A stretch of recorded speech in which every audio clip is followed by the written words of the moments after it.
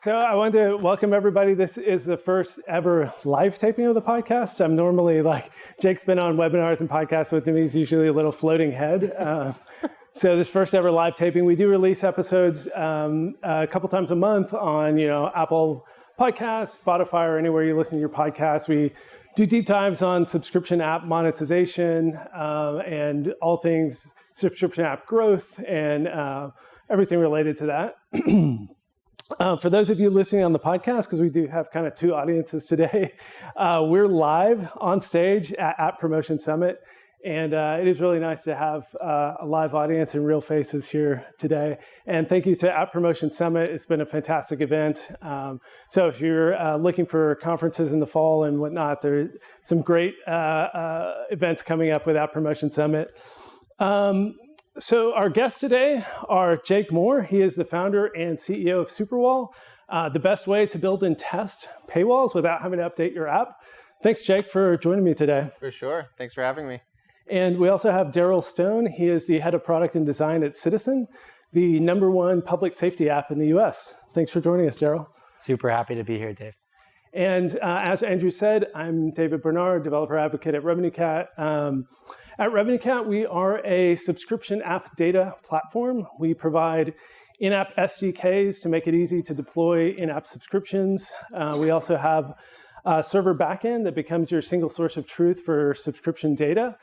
And we also now support over 12,000 apps on the app stores, including Citizen. And we have over 20 integrations, such as Superwall, that use our real-time subscription lifecycle data to power their products to help our developers make more money. So with that, I wanted to jump into the topic at hand, paywalls. And Jake and I actually did a webinar earlier this year. For those of you listening on the podcast, there'll be show notes. For those of you in the audience, search RevenueCat on YouTube and Jake Moore. And that's going to be kind of a deep dive. We're going to try and do the shotgun version today and go as quickly as possible and hit the highlights. But if you like what you hear, there's an extended version with Q&A available. So with that, I wanted to kick it off talking about the 5 most important things to optimize with your paywall. And the first one, Jake, that you love to talk about is placement. So I also run my own apps and have for the last 12 years. I've launched 20 plus apps, sold a few of them. And this is something I've always struggled with. I feel like I don't want to bug my users with a paywall. Should I do it in onboarding? Should I not? Where do I put it? And it's honestly led to me not being great at monetizing my products. So tell me, what are the most important things to be thinking about when thinking about where to put your paywall in the app? For sure. So when you're thinking about placement, there are two real placements you should be thinking about. The first is, when do new users see the paywall? And the second is, when do existing users who already use my app, when do they see the paywall? For users who are just signing up, there are 2 main places. It's either before onboarding or after onboarding. And then if you're already a user, there are also 2 main places. It's either on app open or right as you're trying to use a key feature. So usually there are two possibilities that you want to test for each one. Usually the winning combination is on every app open before using any locked feature, both before and after onboarding. So usually more shots on goal are always better. Yeah, that's really interesting. And you brought up the concept of percentage of users who actually see the paywall. This is something I never thought about. And it's such a huge key to actually understanding your app monetization. So tell me about that. Yeah, the #1 most neglected metric in all of the apps we've worked with is, what are the percentage of installs that are actually seeing the paywall? And if this isn't a metric you're tracking already, you should. Usually we don't see apps that are coming in have over 80%, which is kind of insane because we see directional movement between percent install to paywall view, between that and percent install to paid. So your gains pass through the trial survival as well. Yeah, and this is something I have not tracked in my own apps, but I would bet, and I think you've worked with apps like this, I bet probably only 20 to 30% of the people who ever open my apps actually see the paywall, which is just ridiculous. Like if you're building an app to sell and monetize via subscriptions, like you need to actually show them. And something that I think about a lot as well is that showing people that the app may cost them money is actually oftentimes a better user experience. Like I've failed in my own apps where people get into the app, they never see a paywall, they get onboarded, they do all this work, and then all of a sudden I slap a paywall. It's a terrible experience as a user. Like you come in not expecting to pay anything, everything seems free, and then you lock the feature that they're about to use. It's a terrible experience. And so, you know, as we've been talking more and more about paywalls, I'm realizing it really is a better experience to get that paywall out there and let people know, hey, this is something of value and I may be charged for it at some point. So Daryl, I know you've been doing a lot of paywall testing and placement testing. And one of the other challenges with paywall testing is getting the team aligned and getting the team excited about these little iterations and getting focus around these really important topics, but that don't seem that important. So how do you align your team? Yeah, I think that it's really important you have a sharp viewpoint on the structure you put in place to do this kind of testing and how you operationalize it. And you know, what's really important to my team, and we're kind of thinking about how to market our product. We have a subscription product. It's called Citizen Protect, 24/7 access to a trained safety agent. Y'all should check it out. When we're trying to get them excited about it, we really want to tell the whole story through the flows that present the paywalls. It's not necessarily just about what does this paywall look like and where do we put it. It's what is the user's mindset when they're opening the app, and what is the story we sort of reveal to them through our onboarding, so that when they see the paywall, it's contextualized to their experience. And like we think about it as an end-to-end user flow. And you know, our flow right now has 2 different paywall moments where we give you a story about the app and how it exists for your personal safety and your community safety. We have you sign up, we present a paywall. A lot of people convert there. If you don't, you fill out a safety profile, which just exists to make sure we can better protect you. And then you see another paywall after that. If you haven't yet subscribed, if you have already, you get, you know, a demo of the product you just signed up for. And when you frame it that way, kind of at the narrative level, then you can create these like moments where people can kind of understand kind of how their work fits in, and kind of this is not just about, you know, one space for one user. It's actually kind of a narrative flow. And then you can start to run really rapid tests on the key moments of leverage in that surface. And I know Jake has a bunch of thoughts on this as well, but you know, for us, it's really always be testing. The more you can kind of generate idea-wise, the better concepts, the better theories you have, the better results you'll see. And then as you sort of get wins and sort of, you know, inflect your curves up, and onboarding is a great place for this, because for us, there's a new flow of users every day and it inflects your curves forever. It becomes very motivating to a team. And that's sort of how we think about the structure. And if I could add one more thing, it would be the less engineering you need to test and iterate, the better off you'll be, and the faster you can kind of create a feedback loop for success, which is why we're really excited about what Superwall offers, because it is, you know, relatively speaking, a lot less code for a lot more kind of iteration, which has kind of re-galvanized our team. Yeah, that's really cool. And then in Jake's, I'm borrowing from Jake's list to run the conversation today of the 5 top things to focus on for optimizing your paywall. The first one is placement, and the second one is features.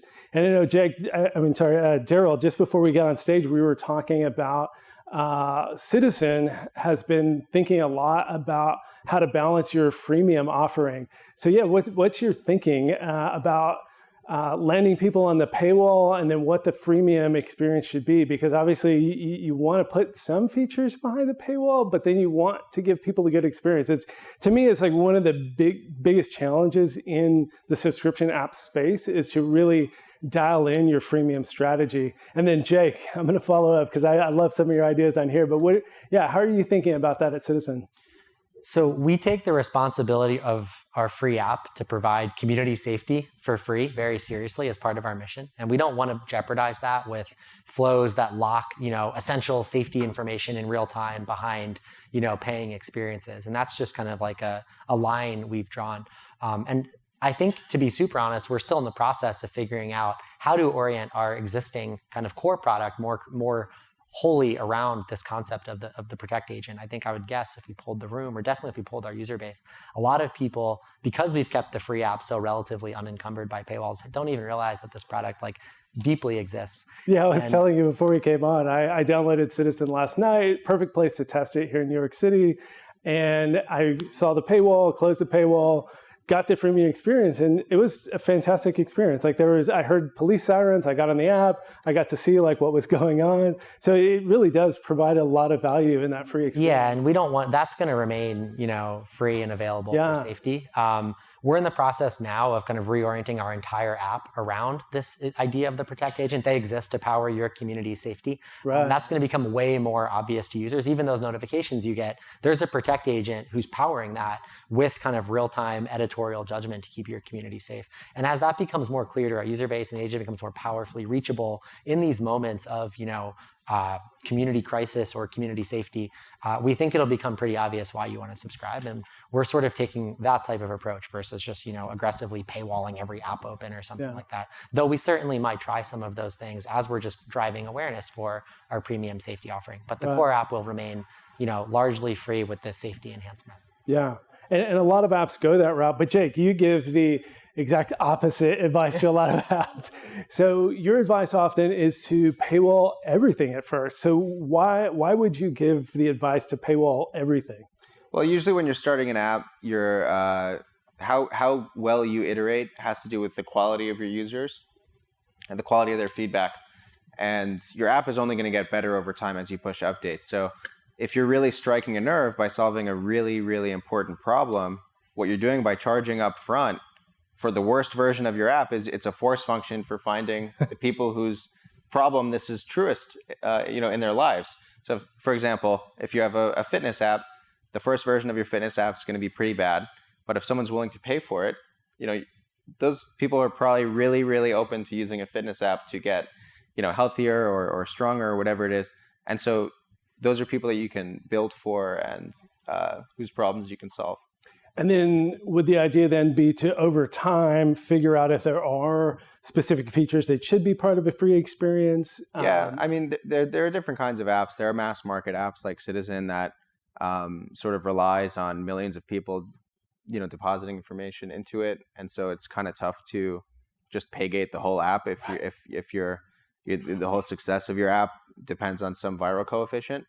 But if you're just looking to make money with a subscription, you have to test. You have to test both. But what you're either going to do is paywall the entire app or paywall half your app.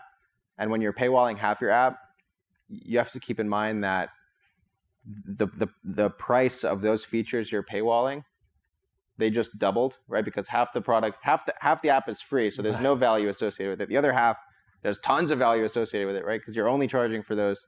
And majority of your users don't get to use the software as you created it because half of it is not available to them. And so the other thing I think about a ton too is the features that you paywall need to have like some self-evident value, and that's what I've really struggled with. Like you see a lot of apps, it's like they want to put their best features behind the paywall, but sometimes your best feature is actually maybe an innovative feature that isn't like self-evidently valuable. And so you think, I'm going to build this amazing feature. We're going to spend all this engineering time. It's going to be amazing. And you put it behind your paywall and people are like, what is that even? And it's like, you need them to experience it. And so by either doing a fully free, fully paywalled, they actually get to experience those great features during that free trial, or you do that kind of free trial where they get that even if it's not hard paywalled. So a lot of things to play with, a lot of things to experiment with. And then the cool thing is like none of this is set in stone. And that's the whole point, is that, you need to optimize this over time. You need to try things in and out of your paywall. You need to experiment with pricing and everything else. And that's actually the next thing I wanted to bring up. The third thing to optimize on your paywall is pricing. And we could talk for hours about optimizing the main price, but one of the things I think you talk about a lot that's especially interesting that not everyone thinks about is intent-based pricing. and showing different offers to different people in different stages of their user journey, but then also in different countries and kind of understanding intent. So how do you do that, and what do you think about that? Sure. Well, the not so nice way to say it is price discrimination. The nice way to say it is personalized pricing. What you're doing is you're maximizing for both revenue and users at the same time. You're making your product more available in places who otherwise wouldn't be able to afford it, which I think is inherently a good thing. I think things can be said about increasing the price dramatically for very wealthy people, right? But I think that making your product more accessible for people who might not otherwise be able to afford it, I think that outweighs it as a good thing. Yeah. But yeah, and dating apps got in trouble, for example, for like charging men more and women less, and that's not the kind of price discrimination you're talking about. That's not illegal, I don't think. Yeah, but what we're talking about here is more, if somebody comes into your app, doesn't engage with like your core features, and you send them an email, it's like, hey, 50% off. Absolutely. Like continuing to capture value. And now with promotional subscription promotional offers on App Store and Android, you can do things like a month free. You can do a year discount, and then it kicks back up. Like there's a lot of ways to kind of do this kind of these offers and discounts that don't even necessarily last all time either.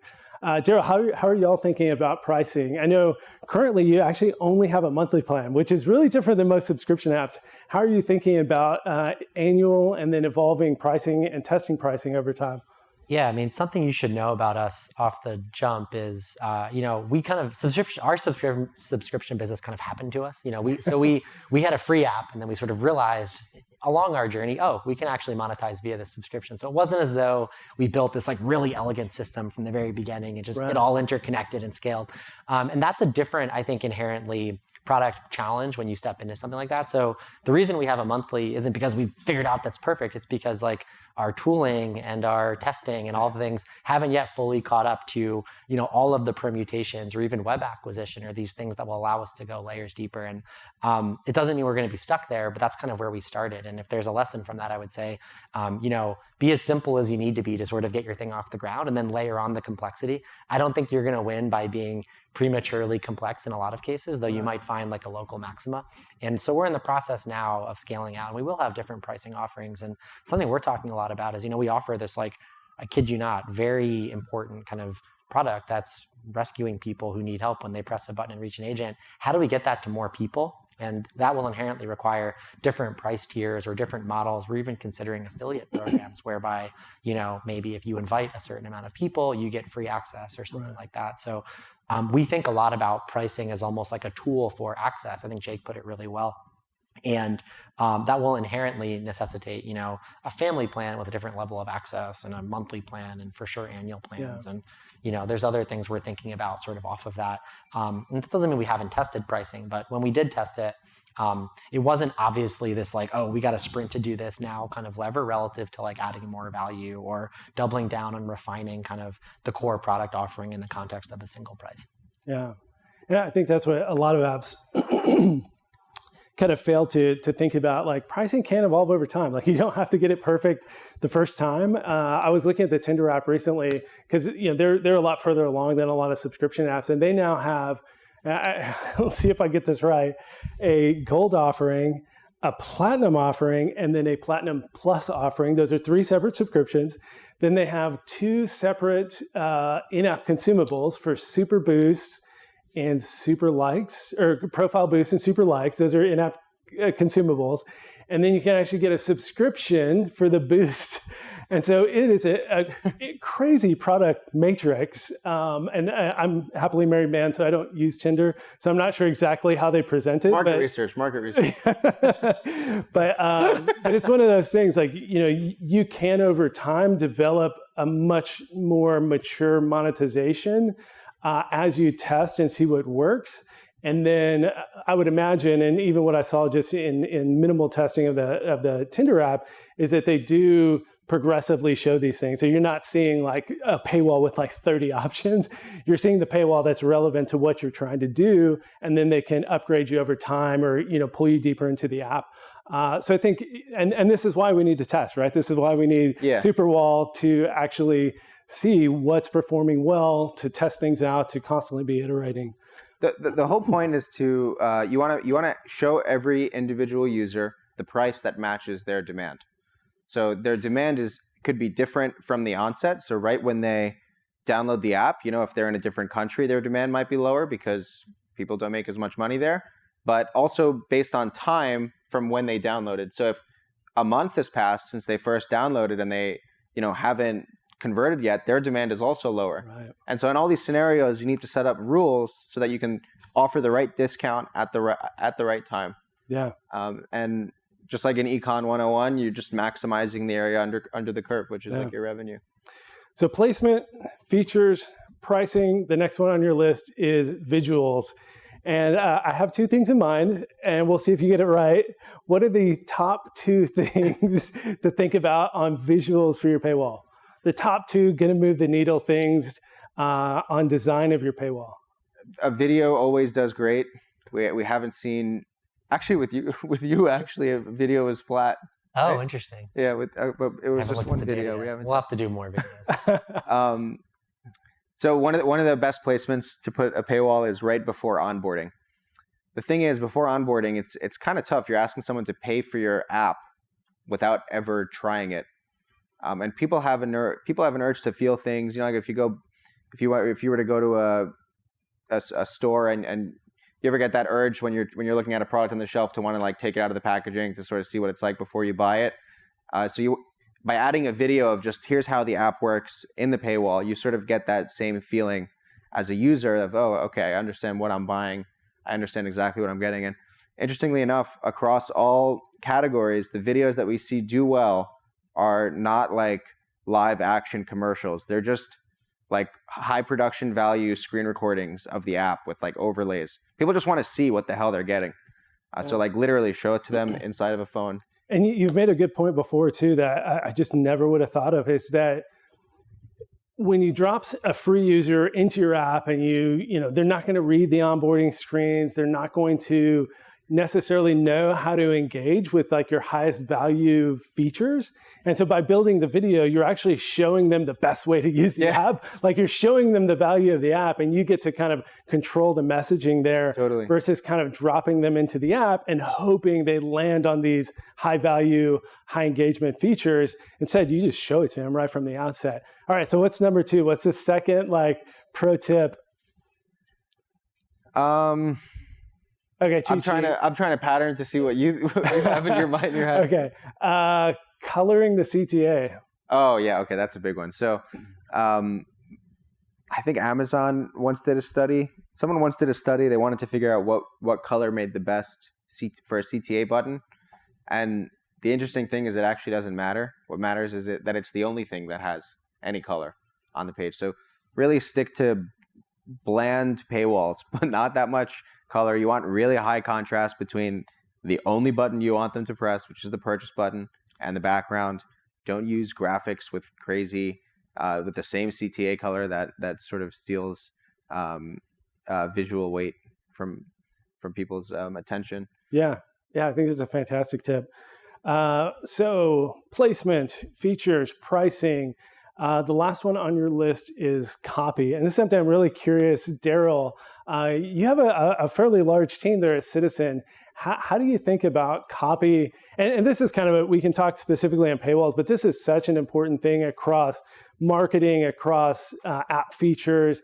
I mean, writing well inside an app is such a huge topic in and of itself. But how do you at Citizen think about copywriting, paywalls, marketing, and things along those lines?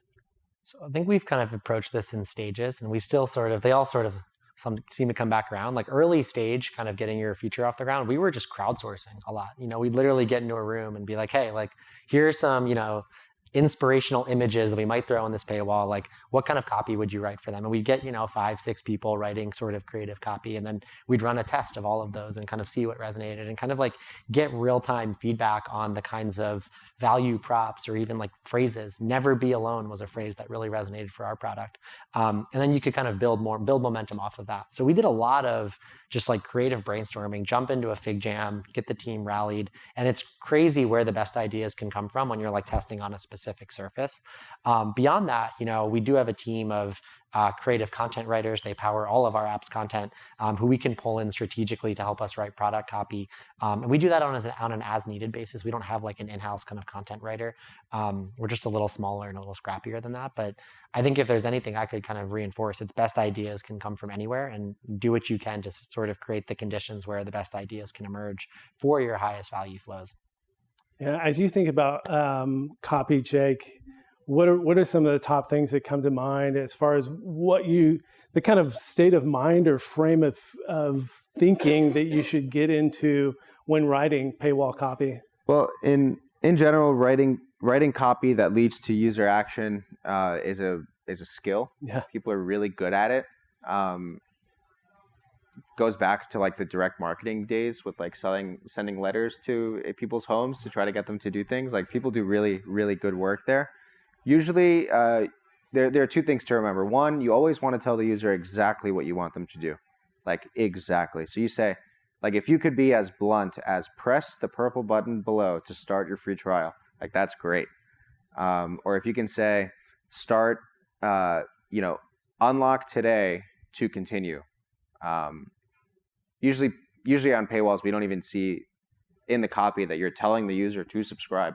It's just sort of like, buy now or whatever. And the second is that most people lack the EQ to really put themselves in their customers' shoes. And even if you can't put it in all your customers and all of their different segments. And usually the best place to figure out how to talk about your product is by asking your users why they love your product. So in the past, I've looked through questionnaires and surveys to see there's a question, why do you love whatever your app is? Usually users do a really good job of just succinctly saying why they love your app. And sometimes you're too close to the problem to put it in a way that's...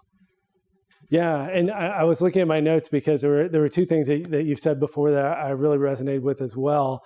And that's selling outcomes and engaging emotion in your copywriting. Absolutely. So tell me a little bit more about how you sell outcomes versus selling features. So the example with selling outcomes is when there's a toothpaste brand advertising on TV, they advertise the smile. Then they go into the fluoride and the chemical differentiation between their products. But usually you want to sell the outcome, and you want to sell it as something that rings an emotional bell in the customer.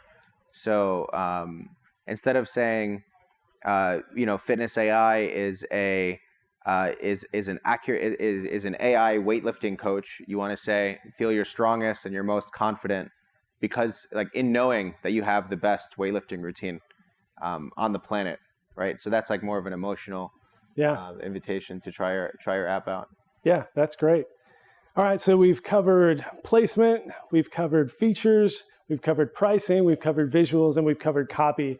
Those are the top 5 things that you should be thinking about when optimizing your paywalls. But we've got a couple minutes left, and so I want to leave everybody with your experience. So we didn't talk about it, but Jake built Superwall because he was in the app industry himself, building an app called Fitness AI. He was a founder of that app. Actually went through Y Combinator and was going to blow that app up. And then you did this one experiment that just completely blew your mind. So tell us about that experiment and then how it led you to then build Superwall. We added a video to the paywall, and we moved it before onboarding, and revenue it went up 80%, or conversion rates went up 80%, and we didn't even change anything about the product. Wow. Throughout Fitness AI's existence, most of my investor updates were speaking about, paywall stuff and conversion rates. And so when I shared with them that I think I may have started the wrong business, they were pretty encouraging to go try it out. So and we've talked about this example before. So trial start rates went like through the roof because you actually took a swing. Yeah, You people actually gave people the opportunity to start a free trial. Absolutely. Like installs to paywall, the percentage of installs to paywall went up from like 40% to 85%. Wow. And then the thing that I was most amazed at is that, kind of subscription app life cycle is like a funnel. And sometimes you can juice trial starts by being really aggressive with the paywall, but then you see a commensurate drop in trial conversions, or you see really bad retention, or, it's really, refund rates go really high. So you can't look at any individual benchmarks in isolation, especially when you're running these tests. You really want to watch these cohorts perform over time. And so what happened with this specific cohort? Did they convert? No, this one, most of them converted down funnel, so it was worth it. The truth is, onboarding probably wasn't that good, and people who were really motivated and who would have bought just weren't finishing onboarding to see the paywall. So with the video, they understood exactly what they were getting, and you just gave them the option to purchase if they wanted. Also, you could always tap the X button. Right. You could just skip it. Yeah. And then one more hot tip, another one from Jake. Tell me about adding discounted subscription plans to your subscription group. That's a good one. So when someone goes to cancel your subscription, they go to the App Store, and they're forced to look at all of the subscriptions in your subscription group before you cancel. And so a trick that we do is offer a discounted plan in that subscription group. And it sort of acts as a built-in win-back campaign, because if you're going to go cancel, you're forced to see that there's a cheaper plan as you're canceling. And I think 10-15% of subscribers are on a plan that you can't even subscribe to in the app. The only way you could subscribe to it is by trying to cancel in the App Store. And what I love about this particular win-back campaign is that it's not a dark pattern. There's a cancel button right there.